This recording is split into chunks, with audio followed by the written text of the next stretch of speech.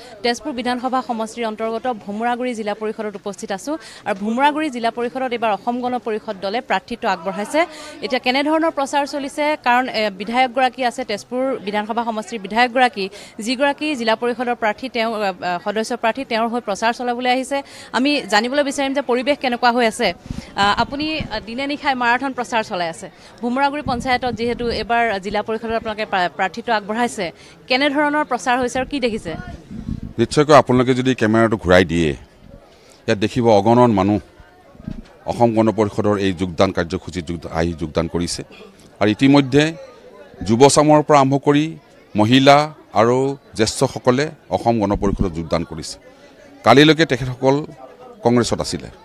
কংগ্ৰেছৰ প্ৰতি তেখেতসকলৰ অনিয়া হৈছে তেখেতসকলে গম পাইছে যে ভাৰতীয় জনতা পাৰ্টি আৰু অসম গণ পৰিষদৰ যি মিত্ৰজোঁটৰ চৰকাৰ এই মিত্ৰজোঁটৰ চৰকাৰখনেহে তেওঁলোকক উদ্ধাৰ কৰিব আৰু তেওঁলোকৰ ভাল দিশ এটা দেখুৱাই দিব ভাল আশাৰ সঞ্চাৰ কৰিব আৰু সেইকাৰণেই অসম গণ পৰিষদ আহি তেখেতসকলে যোগদান কৰিছে আৰু আমি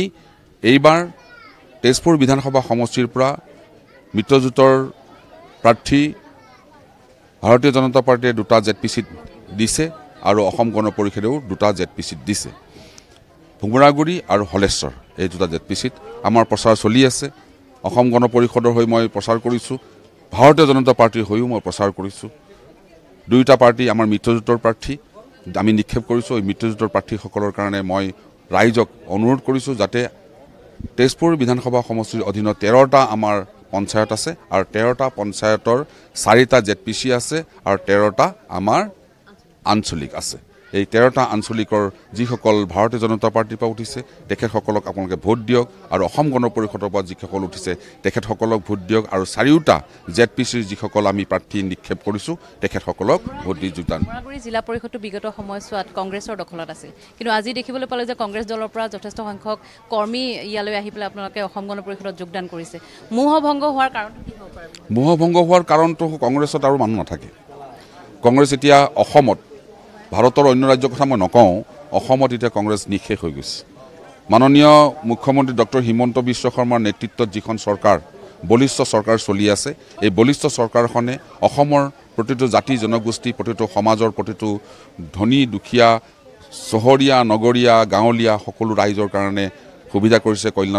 কল্যাণমূলক কাম আৰম্ভ কৰিছে আৰু এই কামৰ কাৰণে ৰাইজ মুগ্ধ হৈছে আৰু ৰাইজ মুগ্ধ হৈ জাতি ধৰ্ম নিৰ্বিশেষে তেখেতসকলে মিত্ৰজোঁটৰ প্ৰাৰ্থীৰ লগত যোগদান কৰিছে আৰু মিত্ৰজোঁটৰ প্ৰাৰ্থী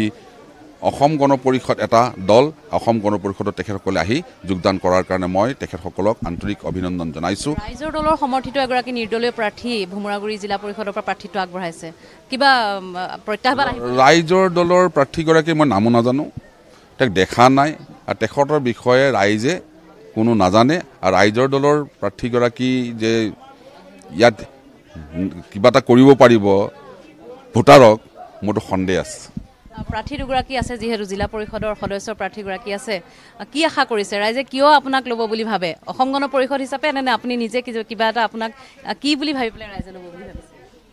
কংগ্ৰেছৰ দুৰ্নীতি ৰাইজ অসন্তুষ্ট হৈছে সেইকাৰণে ৰাইজে আজি মোক আঁকোৱালি ল'ব বিচাৰিছে অসম গণ পৰিষদ দলৰ মিত্ৰজোঁটৰ শক্তিশালী পদক্ষেপক ৰাইজ সন্তুষ্ট যিমানখিনি আঁচনি পাইছে বিজেপিৰ দিনত সেইখিনি ৰাইজে আজি স্বীকাৰ কৰিছে সেইকাৰণে সকলো ৰাইজ এজিপিলৈ ওলাই আহিছে সেইকাৰণে আমি জিকাটো 100% আশা কৰিব পাৰি আঞ্চলিক পঞ্চায়তৰ সদস্য এগৰাকী আছে প্ৰথম এবাৰ আহিছে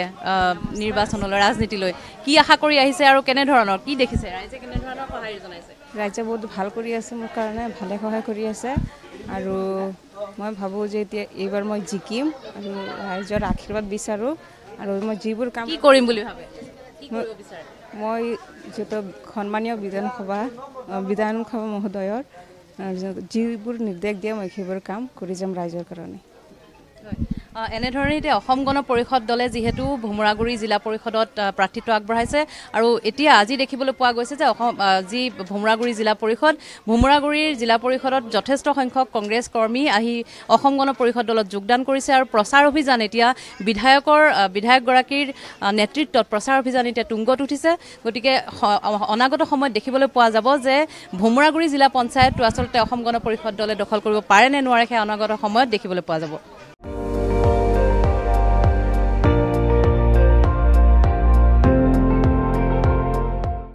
আপুনি চাই আছে ND24